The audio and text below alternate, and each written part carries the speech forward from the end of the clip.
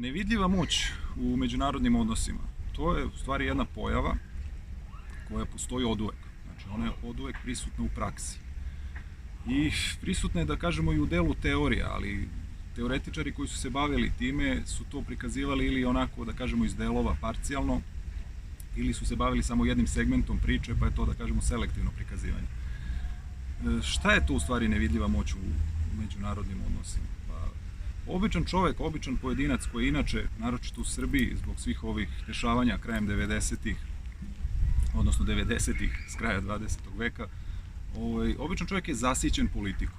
I po nekoj inerciji on ne želi uopšte da ima posla s politikom, menja kanal kad je na televiziji nešto vezano za politiku. Međutim, ta visoka politika, koliko god delovala daleko od naših života, ona i tekako utiče na nas. Znači, na naše živote, nas običnih ljudi, i tekako utiče ta visoka politika.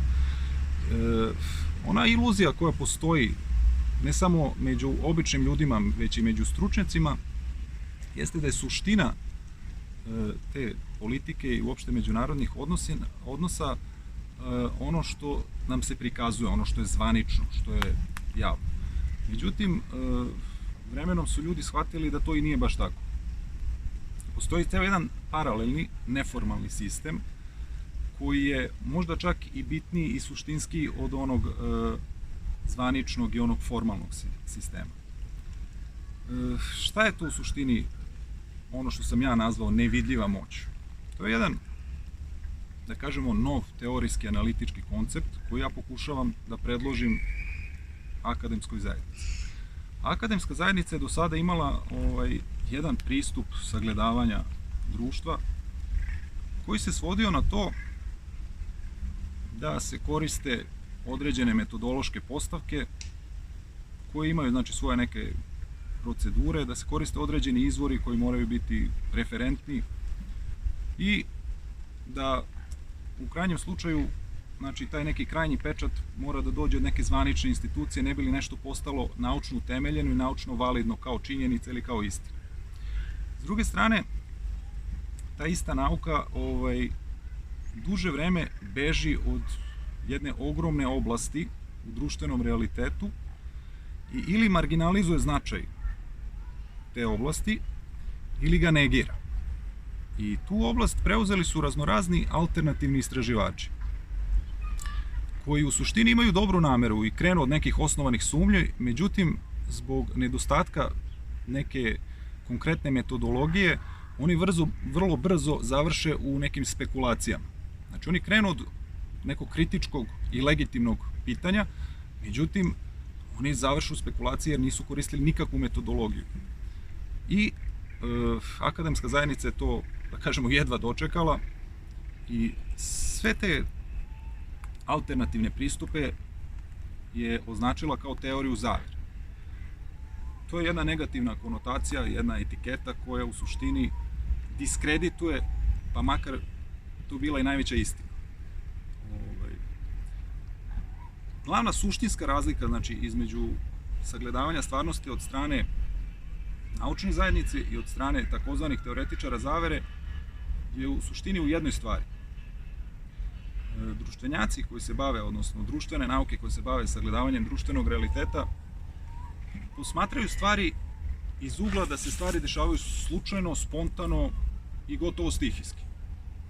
Da postoje eventualno neke inherentne zakonitosti koje su prisutne, međutim, oni tvrde da je sve to manje više red događaja slučajan i spontan.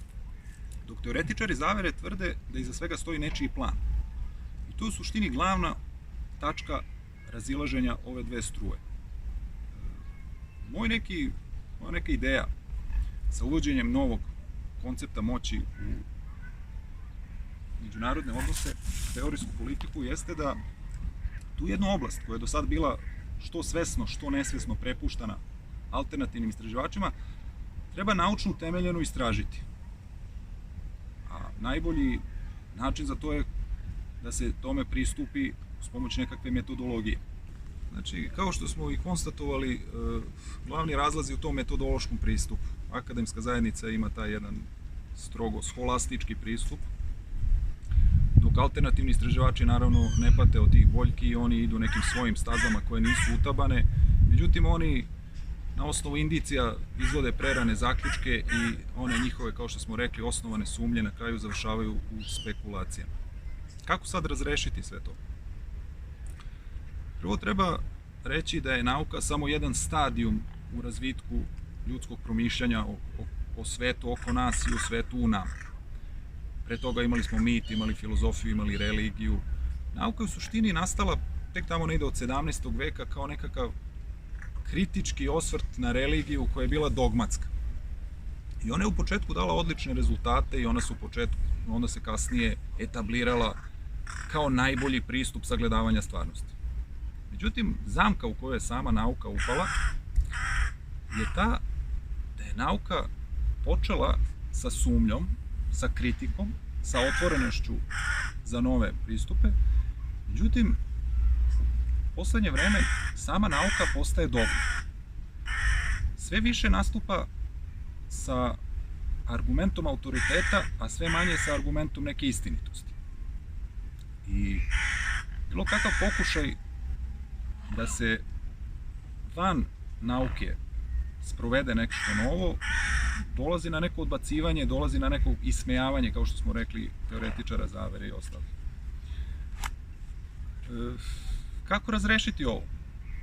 Nauka će morati ili da se vrati svojim izvornim principima, da bude otvorena za nove ideje, ili će morati da nadogradi sopstvenu metodologiju, što inače ja predlažem. Zbog čega ja smatram da je metodologija koju koriste politikolozi, znači istraživači koji se bave istraživanjem međunarodnih odnosa pre svega, ne celishodna, ne svrsishodna. Imate jednu situaciju koja se desila u novembru mesecu 1989.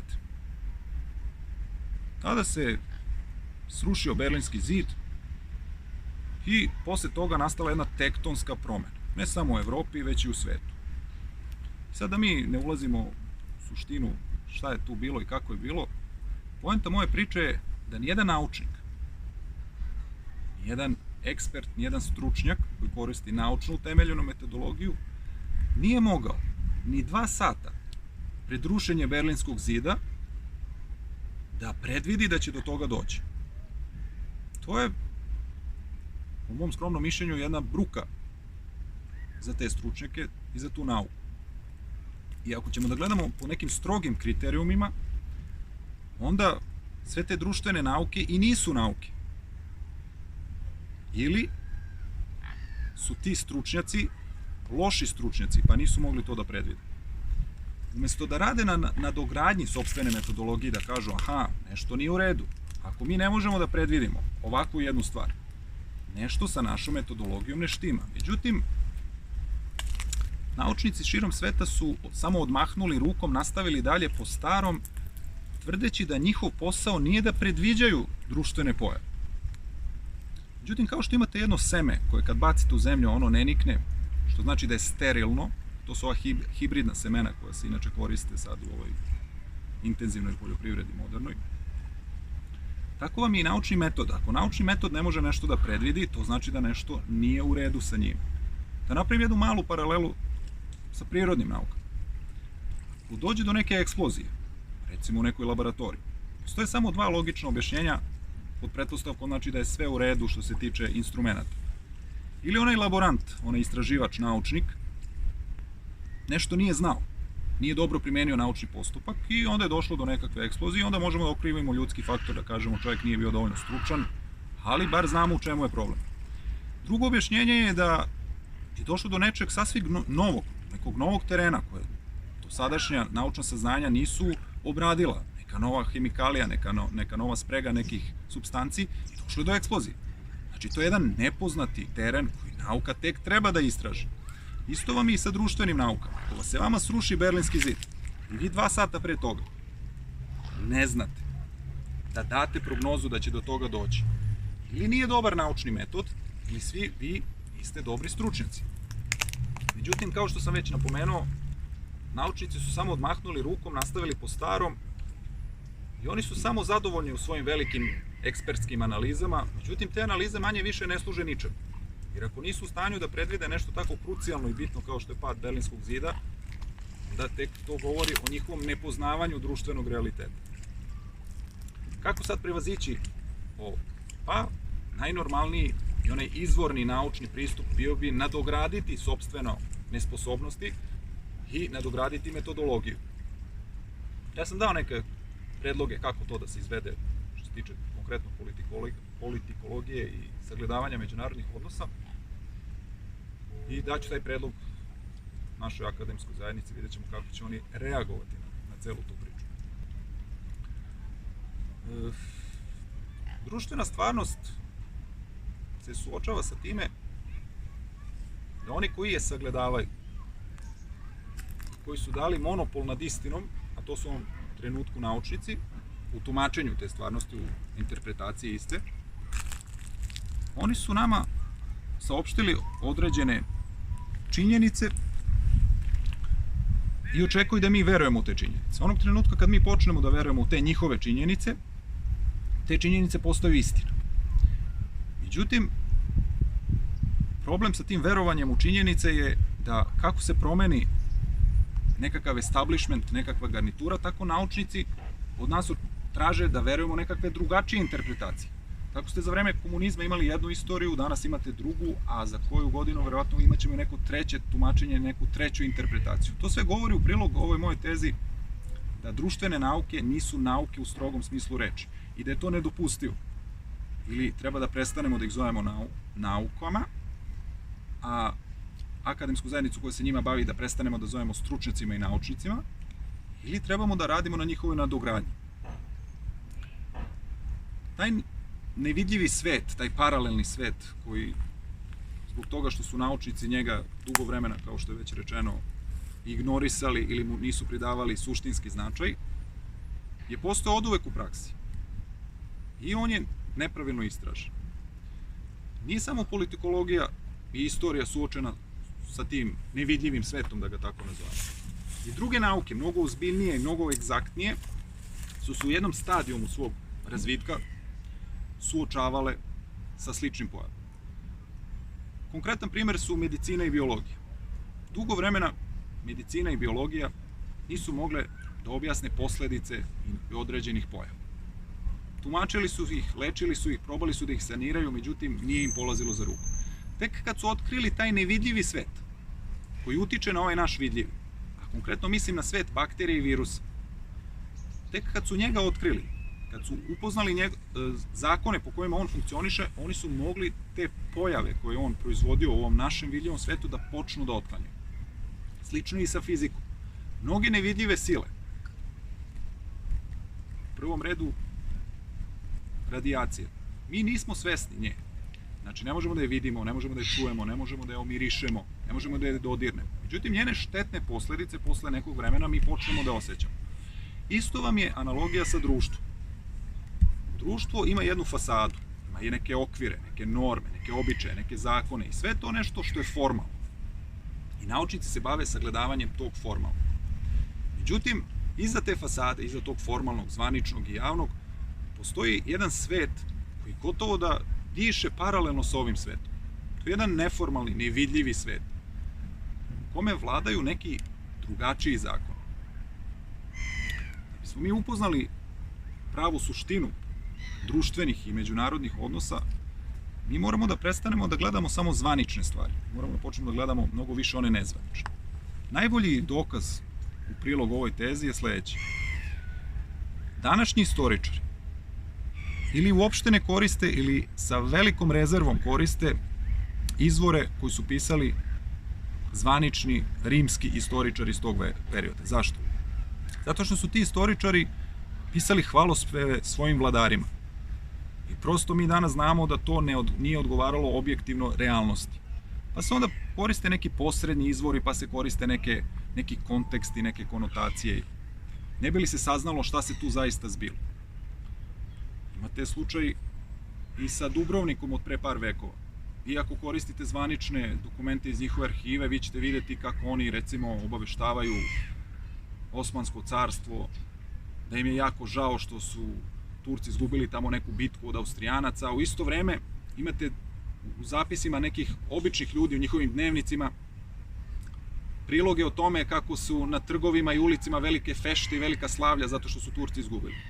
I sad jedan istoričar, ako bi koristio zvanične dokumente iz arhive, on bi uzeo neku notu diplomatsku, pročitao bi gde se Dubrovnik izražava žaljenje zbog gubitka Turske u toj nekoj bici. Međutim, ako on ne uzme dnevnik jednog običnog čoveka, on neće znati pravu suštinu i pravu istinu o datim događajima. Dakle, šta je taj paralelni sistem i kako se on uopšte manifestuje? Mi sa dosadašnjim pristupom njega ne možemo da detektujemo. Mi nemamo jednostavno instrument pomoću koga možemo da ga detektujemo. Međutim, mi vidimo nekakve pojave. I te pojave nam se dešavaju više puta. Znači, ne dešava nam se nešto jednom. Da bi mogli da kažemo, eto, desilo se jednom, pa moguće i da je slučajno. Te pojave se dešavaju u kontinuitetu. Znači, nešto što se desi više puta, velika je verovatnoća da to više nije slučajnost. E sad, u takvim pojavama mi možemo samo da trpimo posledice, međutim, vremenom, pošto se to, kažem, ima neki kontinuitet, mi počinjemo polako da naziremo nekakve obrasce. I ono što sam ja uspeo da uočim, one, da kažemo, prve pukotine i prve rupe u zvaničnim tumačenjima nekih ključnih istorijskih dešavanja, jesu to da se uočavaju neki zajednički imenioci iz totalno nepovezanih dešavanja. Današnja nauka jednostavno brani da se prave takve analogije, zato što ona koristi u svom metodološkom pristupu nešto što se zove komparativna analiza, a to je da možete da upoređujete samo stvari koje su istovetne. Ja umesto toga predlažem da se uvede jedan novi pristup koji bi se, recimo, mogao da se nazove smislena analogija. A to je da baš upoređujete stvari koje na prvi pogled nemaju dodirnih tačaka.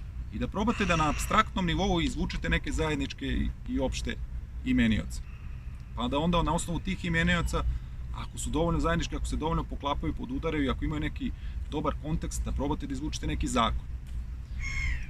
Sad da se ne bi bavio nekim konkretnim primerima, ali možda ne bi bilo loše, s obzirom da mi kao država Srbija smo imali proteklih 200 godina jako burnu prošlost i burnu istoriju, međutim stiče se utisak da ništa nismo naučili iz te prošlosti. Stiče se utisak da nam se neke jedne te iste greške ponavljaju i stiče se utisak da smo prečesto na gubitničkoj strani. Pri tome ne tražimo, po mom skromnom mišljenju, neke razloge za to što smo mi na gubitničkoj strani u nama. Nekima su krivi stranci, nekima su krivi srpska nesloga, nekima su krivi drugi neki entiteti, neki drugi susedni ili ostali narodi. Uglavnom,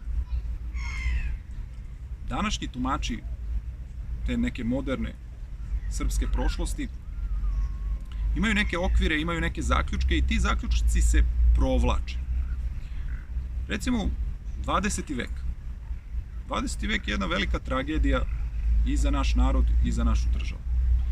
Korišćenjem dosadašnje metodologije društvenih nauka, korišćenjem sadašnjih vrsta i kategorija moći koje postoje, a među kojima su uglavna tvrda i meka, mi smo došli do zaključka da smo, eto, nismo se snašli u tim velikim istorijskim previranjima i eto, desilo se to nešto tako i mi smo, eto, igrom slučaja, malo, eto, naša glupost, malo neke splet okolnosti i mi smo se našli na pogrešnoj strani istorije. To je nekako zvanično tumačenje.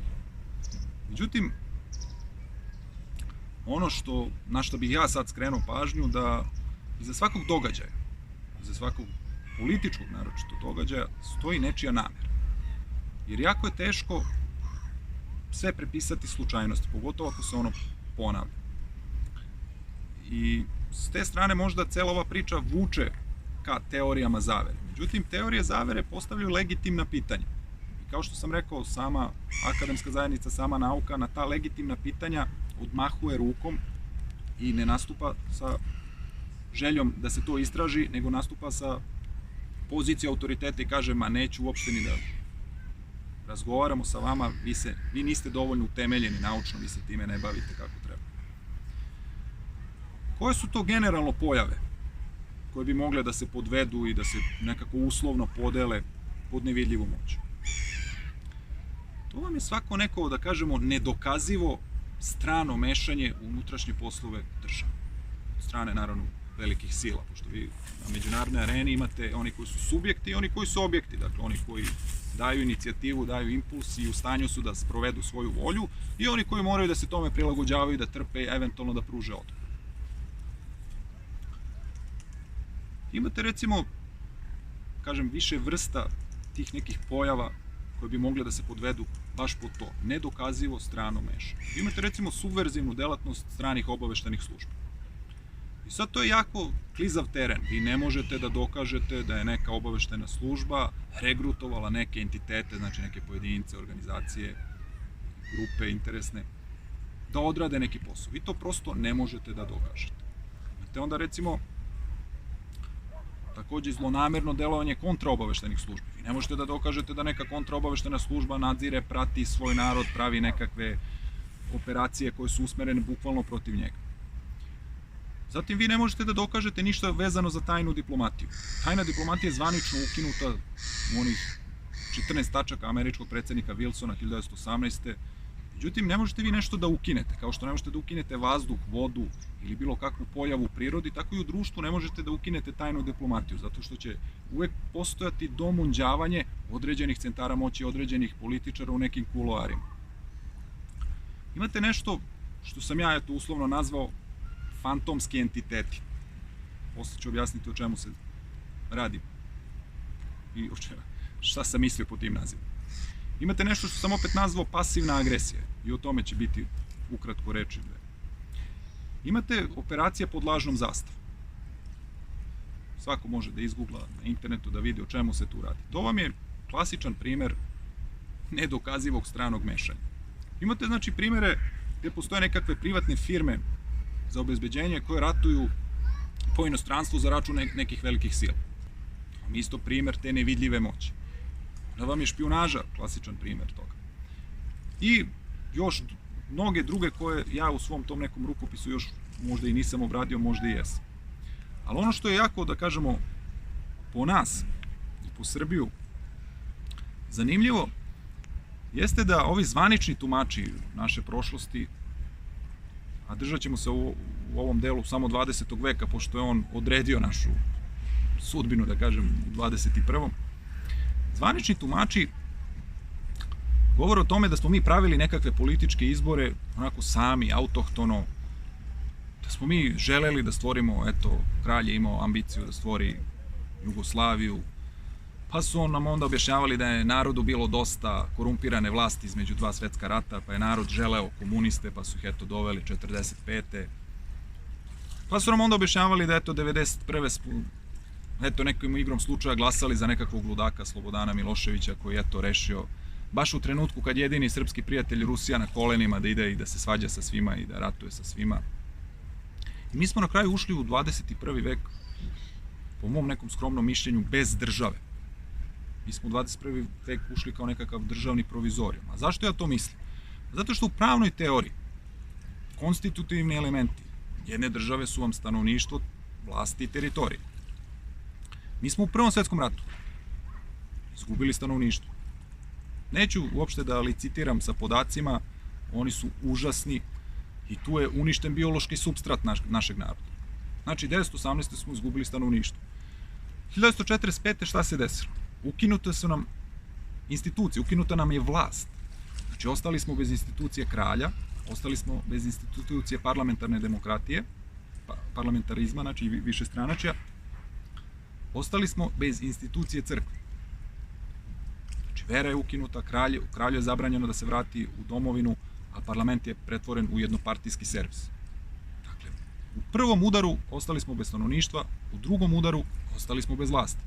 90. godina Srbi su izgubili, po nekoj mojoj računici, onako ne toliko preciznoj, oko 50.000 kvadratnih kilometara. To je veličina veća od jedne Belgije ili Švajcarske. Proterani su iz Republike Srpske Krajine. Pred potpisivanje Dejtonskog sporazuma u Bosni Srbi su držali 70%, kasnije su svedeni na 49%, tu isto nekih 10.000 kvadratnih kilometara. Kosovo je veličine nekih 10.000 kvadratnih kilometara, Crna Gora nekih 13.000 kvadratnih kilometara. Kad sve to saberete, dobijete veličinu jedne Švajcarske ili Belgije. Dakle, izgubili smo teritoriju. 3 konstitutivna elementa jedne države, stanovništvo, vlast i teritoriju, mi smo izgubili. Ušli smo u 21. vek, promenili smo režim koji je bio na svetskom nivou od strane takozvane međunarodne zajednice označen kao ratno-huškački, kao destruktivan. I promenom tog režima prigrili smo taj neki demokratski poredak i među prvim stvarima koje su nam neki strani centri sugerisali bilo je da treba da izvršimo što bržu tranziciju. I mi smo kao i mnogo puta do sada u prošlosti poslušali i krenuli da onako revnosno izvršavamo njihove preporuke vezane za tranziciju. Međutim, šta znači uopšte ta tranzicija? Pošto postoji jedna osobenost kod nas da reči koje se mnogo koriste, one na kraju izgube svoje pravo značenje. Reč tranzicija se sastoji s latinskih reči trans rege. U doslovnom prevodu to znači preći regu. I to se koristilo u rimsko doba, ali u značenju izdati, preći u neprijateljski tabor, odnosno izdati. I vi ako to imate na umu, vi dobijate jedno potpuno novo svetlo šta u stvari znači tranzicija, šta u stvari znači prepuštanje bankarskog sektora stranim bankama, šta znači prepuštanje domaćih preduzeća stranim firmama, šta znači uopšte ustupanje nacionalnih resursa sa kojima je trebala nacionalna vlada suvereno da raspolaže drugim. Mi živimo u jednom, da kažem, državnom provizorijumu, u 20. veku ostali smo bez 3 konstitutivna elementa države i danas, i ne samo danas, nego i pre toga, a verovatno i posle toga, mi na čelu naše države imamo jedan, da ne kažem, aparat koji podsjeća na nekakvu kolonijalnu upravu. Možda ovo sad zvuči malo ekstremno, možda ovo zvuči malo neuverljivo, međutim, mnoge stvari su u savremenom društvu maskirane do neprepoznatljivosti i moje mišljenje je da treba stvari nazvati pravim imenom. Zašto ja smatram da ne samo ova vlast, nego i ona pre nje, a verovatno i ova buduća, ne rade u službi naroda, nego rade u službi stranog krupnog kapitala? Pa vrlo je prosto. Vi u jednom demokratskom poretku trebate da imate jedan fair play, jedne procedure, jedna pravila igre koja će omogućiti narodu da na izborima da mandat, da legitimitet nekakvoj vlasti. Međutim, evo sad je 2019. godina i nas vodi jedan čovjek, premijer ove zemlje, gospođa Ana Brnabić, za koju niko nije glasao. Znači, to je jedan nonsens ako mi živimo u demokratskom poretku, kako je moguće da za premijera niko nije glasao, a Ustav propisuje da se to mora uraditi. Onda nam se slučajno saopšti da, eto, usput nam se saopšti da je taj naša premijerka u stvari član Bilderberg grupe, ali kao to nije toliko ni bitno i ona je kao lezbijka, ali nije ni to toliko bitno. Međutim, ako vi pogledate poteze koje vuče ova vlada, a i ona vlada pre nje, vi shvatite da su svi ti potezi u stvari usmereni na interese stranog krupnog kapitala, a ne na interese običnog čoveka, odnosno naroda. I mi se tu svrstavamo u nekakvu grupu zemalja trećeg sveta. To se tako moderno zove. Međutim, ranije se to nazivalo varvari. Pošto u svakoj istorijskoj epohi vi ste imali raznorazne civilizacije. I sad najpoznatije od svih tih, bar za nas zapadnjake, jeste rimska ta neka civilizacija i rimska imperija. Dakle, Rim je bio imperija i on je na granicama svog carstva na tom limesu imao nekakve varvare. To su bili neki nepokoreni narodi, u prvom redu severno od reke Rajne su bili Germani. I oni nikad nisu uspeli da pokore te narode. Severno od Dunava bili su Dačani. Nikad nisu uspeli da pokore te narode. Imali su nekakve sile i izazivače, kao što je bilo nekakvo Persijsko kraljevstvo, s kojim su oni ratovali, koje usput osporavalo njihovu hegemoniju, ali nisu uspeli ni njega da slome. Imali su vazale. To su bili nekakvi entiteti, u prvom redu tu mislim na Egipat, koji je bio žitnica i davao pšenicu za Rim, koji je mogao da trguje, ali se nije politički ništa pitao. E, tako imate, to je znači bila Pax Romana. Mi danas živimo u svetu Pax Americana. Pax Americana, to vam je nekakva vladavina, da kažemo, tog nekog anglo-američkog demokratskog poretka, u kome su oni hegemoni.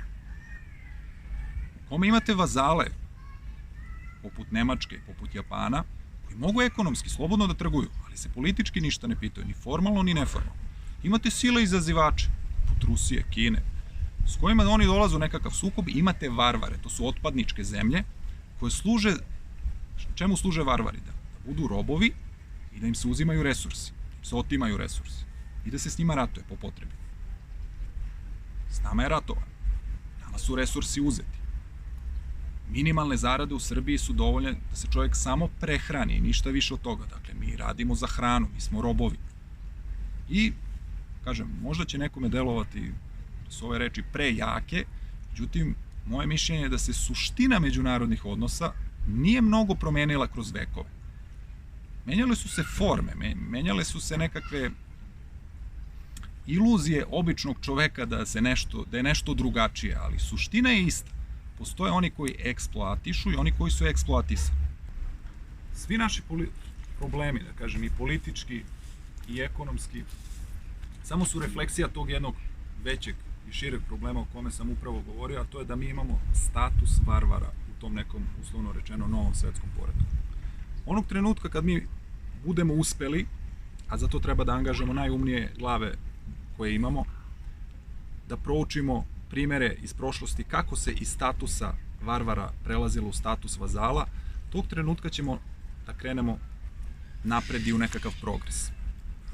Problem sa Kosovom koji imamo, problem sa ekonomskim standardom koji imamo, mi pokušavamo da rešimo izolovano od tog suštinskog problema. I sve dok ne rešimo taj suštinski problem, da iz statusa varvara pređemo u status vazala, mi nećemo raditi gotovo ništa.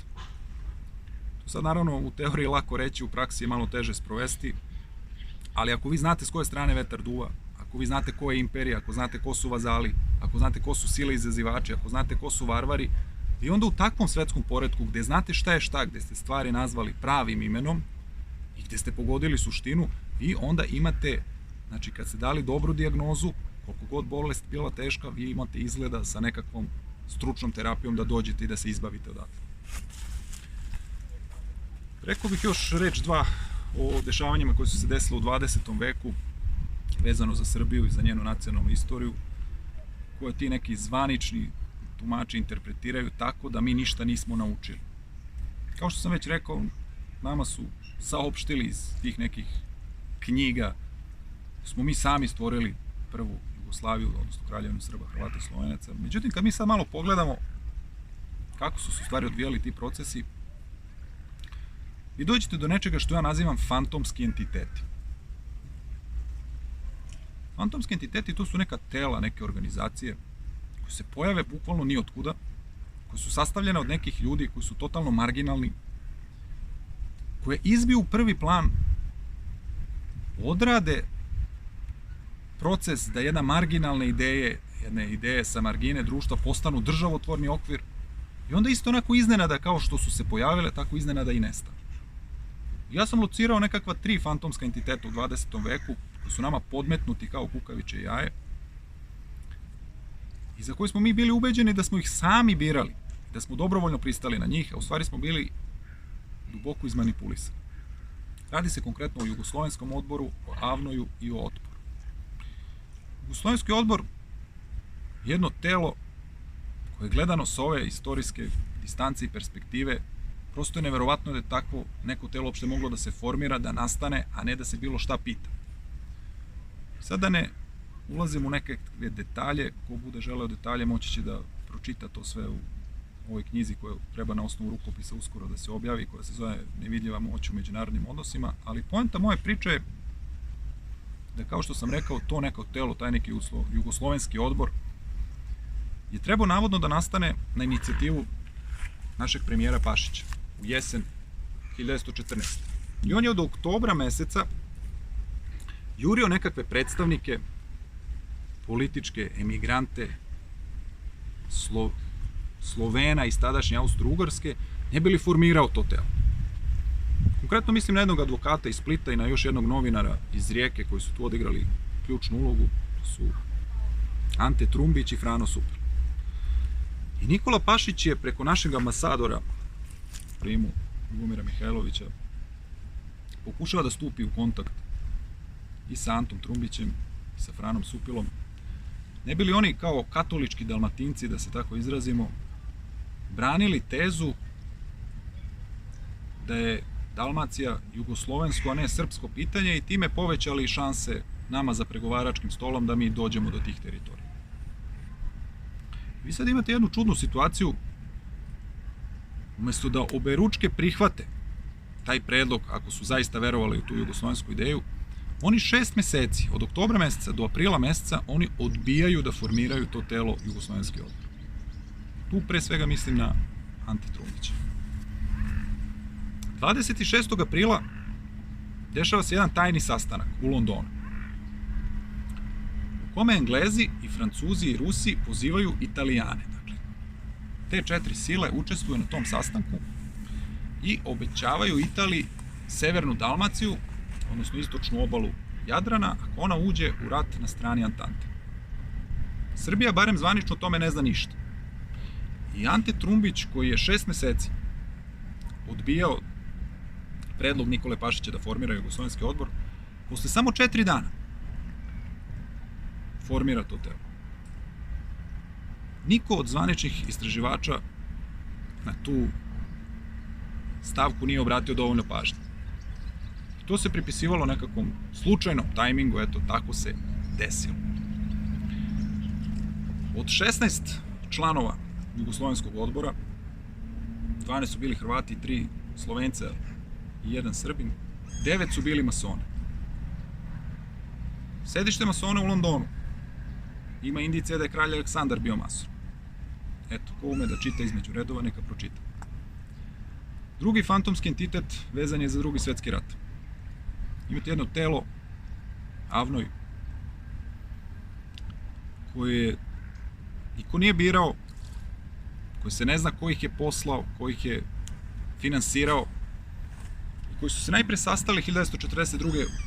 u Bihaću, a zatim ono ključno zasedanje od 29. novembra 1943. I u kome imate jednu situaciju da od 142 delegata koji su prisustvovali tom zasedanju, na kome je odlučeno o budućem uređenju posleratne države, će ona biti zasnovana na federativnom principu, znači iscrtane su ove ovakve granice kakve jesu, na kome je odlučeno da kralj ne sme da se vrati, na kome je odlučeno kakav će poredak biti u toj posleratnoj državi, i od ta 142 delegata imate delegate iz svih krajeva te nekakve Jugoslavije, osim i Srbije. Dakle, sad, na stranu to, što to telo nije demokratski, znači što ono nije reprezentativno jer ga narod nije birao. Na stranu to što ono nije međunarodno priznato, što znači nema nikakav legitimitet. Ali ono nije legitimno čak ni po sopstvenim kriterijom. Delegati iz Srbije nisu prisutni. Prisutni su delegati iz Slovenije, iz Hrvatske, iz Bosne, iz Crne Gore, iz Makedonije. I pazi sad, obratite pažnju, iz Sandžaka i iz Vojvodine. Jedino, eto, delegati Srbije nisu mogli pod zvaničnim objašnjenjem da se probiju i da dođu do Jajca u Bosni. Sve to samo po sebi možda bi i moglo da prođe, pa je onda kao zamena za te nedolazak delegata iz Srbije uzeti su Srbi viđeni iz partizanskih jedinica koje su se našli na teritoriji Hrvatske i onda su oni kao menjali delegati iz Srbije. Te večeri u 5 popodne kad je počelo zasedanje, odnosno u 7, pardon, u 7 uveče kad je počelo u Domu kulture u Jajcu zasedanje, jedini strani predstavnik je bio Englez, kapetan Dikin. Bilo bi logično da zasedanju komunista bude prisutan neko iz Sovjetskog saveza. Međutim, Sovjeti nisu ni znali za to zasedanje. Njima je Tito tek sutradan preko radiograma javio da je bilo zasedanje i javio im je šta su i koje su odluke oni doneli. Koliko je ovo bitna stavka? Govori činjenica da su 1948. kad su Rusi konačno ukapirali da je Tito u suštini jedan, da kažemo tako, uslovno engleski čovek, 1948. u rezoluciji Informbiroa se to baš navodi. Zašto nije pozvan naš predstavnik? Zašto ste nas naknadno obavestili i zašto je bio Englez tamo prisutan? Posledice svega znam. Međutim, ono što je još čudnije i što još više daje dokaza za ovu tezu da su Englezi itekako umešali prste u to koje dve strane će prevagnuti u tom građanskom ratu od 1941. do 1945. govori činjenica da su negde do septembra meseca 1943. znači par meseci pre zasedanja Avnoja, tretman četnika i partizana bio manje više isti, s tim što se već naziralo da četnici polako gube, da kažemo, na značaj. A onda, na osnovu izveštaja jednog obaveštajca britanske SOE, čije sedište za Balkan bilo u Kairu, taj obaveštajac se zvao James Krugman, Churchill donosi odluku da pošalje jednog operativca, jednog škotskog aristokratu plemića Fitzroya Macleana, i on je bio čovek na terenu. Već 15. septembra, u noći 15. na 16. i 16. na 17. dakle za 2 dana su partizani dobili toliko opreme i toliko vojne pomoći koliko četnici nisu dobili za 2 godine. Konkretno izbačeno je 100.000 pušaka, 50.000 automatskih pušaka, 250.000 uniformi sa čizmama, 600.000 ručnih bombi i 1.000.000 komada streljačke municije. Naravno, oni su se naoružali i oformili, ali ono što još više upada u oči da je jedan američki predstavnik izjavio kako će pre zime partizani formirati telo koje će uticati na politički izgled ne samo Balkana, već cele istočne Evrope. Kako je to neko mogao da zna ako se događaji odvijaju slučajno i spontano i ako iza svakih tih događaja ne stoji nečija namjera i nečiji impuls, kao što nas uči zvanična istorija? Moj cilj nije da vršim nikakvu rekapitulaciju istorijskih dešavanja, niti sam ja dovoljno potkovan da to radim. Samo želim da ukažem na i apostrofiram ove neke činjenice, ne bi li ukazao toj akademskoj zajednici da treba da malo obrati pažnju na takve detalje i malo obrati pažnju da nije baš sve tako slučajno. Jer ako neko daje impuls više puta za redom, to više ne može da bude slučaj. Naravno, posle 45. kralj je izigran, izbačen iz igre i mi smo ušli u period komunizma. Vidimo na koji način, na jedan perfidan način, na jednu podmetačinu. To je drugi fantomski entitet. Prvi je bio Jugoslovenski odbor, kad nam je podmetnuta Jugoslavija, drugi je bio Avnoj, kad su nam podmetnute ove granice i komunizam. I treći fantomski entitet, po meni bi bio čak i Otpor. Organizacija u koju smo svi verovali, u koju sam ja verovao da donosi nekakve promene, da deluje autohtono, da treba da zbaci jedan režim koji je bio korumpiran, koji je bio kriminalan, koji je donosio poraze. Međutim, ispostavilo se kasnije da iza tih svih velikih ideja se kriju nekakvi impulsi, se krije nekakva logistička i finansijska podrška nekakvih malicioznih stranih centara koji su ipak imali nekakav plan i kojima je taj režim Slobodana Miloševića, koliko god on bio loš, bio brana da dođe do nekakvih resursa. Za vreme Miloševića ja sam bio u srednjoj školi i živao sam u državi koja je imala 100.000 kvadratnih kilometara i koja je imala samo 2 firme u stranom vlasništvu. Danas, sa svojih blizu 40 godina i 20 godina nakon tranzicije, ili 19 godina, kako god, živim u državi koja nema ni 70.000 kvadratnih kilometara i koja nema ni 3-4 firme u svom vlasništvu. Dakle, resursi su prepušteni strancima. Teritorija je okrnjena. Mislim da je svima jasno da smo bili deo jednog šireg plana, ne bili stavljeni pod kontrolu. Kad budemo proučili na apstraktnom nivou koji su to zakoni po kojima funkcionišu ne samo savremene, nego uopšte međunarodni odnosi, onda ćemo moći da se osvestimo. Onda ćemo moći da shvatimo da postoje neki centri moći koji šalju nekakve impulse, koji imaju nekakve izvođače radova na terenu, koji su ubeđeni, ti izvođači na terenu, da deluju autohtono, da njih niko ne dira. I manipulacijom sa tim uverenjima dobija se proizvodnja pristanka. I kad dobijete pristanak, narod ima utisak da sam donosi nekakve odluke. Imate i primer puča od 27. marta 1941. Narod je bio ubeđen tog trenutka da sam donosi odluke. Ispostavilo se kasnije da to nije baš tako. I ponovo su tu Englezi u igri i ponovo vidimo da oni od 1940. finansiraju i Zemljoradničku partiju i Svetozara Pribićevića koji je bio član vlade i Udruženje ratnih veterana Srbije i raznorazne štamparije koje su pravile nekakve propagandne materijale. Vidimo i saopštenja Churchilla preko radija Londona. Vidimo i podmetanje jednog mladog oficira Jakova Jovovića koji u jutarnjim časovima 27. marta glumi, odnosno imitira mladog kralja Petra II. Karađorđevića, gde saopštava da je on na strani naroda. Dakle, vidimo koliko se koriste izvođači radova od nekih stranih centara koji daju impuls. I ti izvođači radova su uvereni da deluju autohtono. Međutim, kasnije se sve ispostavlja da su oni u stvari deo jednog šireg plana koga oni čak nisu bili ni svesni.